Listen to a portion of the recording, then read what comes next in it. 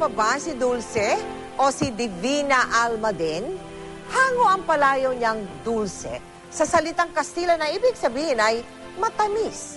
Dahil sa taglay niyang bukol, tila may kinakain candy si Dulce na nakaumbok sa kanyang kanang pisngi.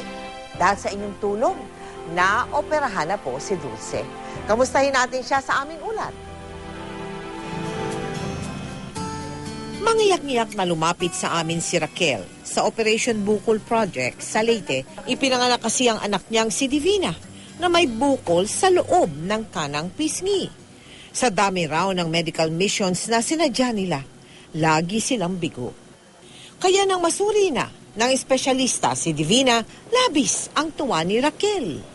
Kailangang tanggalin ang lumalaking bukol dahil maaaring maiba ang anyo at hugis ng mukha ni Divina.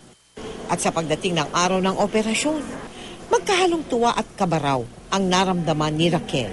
Mabutit nasa tabi na niya ang asawang si Dindo. Makalipas ang halos 3 oras. Okay naman siya, no? So mabilis naman siguro recovery nito kasi madali naman itong mag-heal. Actually, pwede na siyang kumain maya-maya pagising na siya. Nang muli naming bisitahin, masiglang Divina ang sumalubong sa amin. Ang mga gamit sa eskwela na aming bigay, mas sinop niya ang inayos. Excited na raw siyang bumalik sa school. Nang muli namin itanong kung anong pangarap niya, ngayon, meron na siyang tiyak na sagot. Ma'am, Teacher. Pabiro namang sinabi ni Raquel na nag-iisip na raw sila ng bagong palayaw ni Divina. Hindi na raw Dulce dahil wala na ang kanyang bukol. masaya po.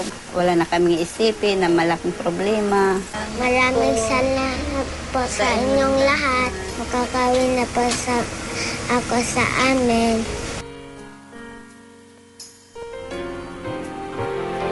Ano nga kaya magiging bagong palayaw ni Divina?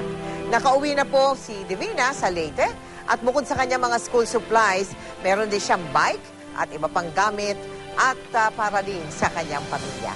Maraming salamat po kay Dr. Gil Vicente sa iba pang mga doktor na tumulong para sa matagumpay na operasyon ni Divina.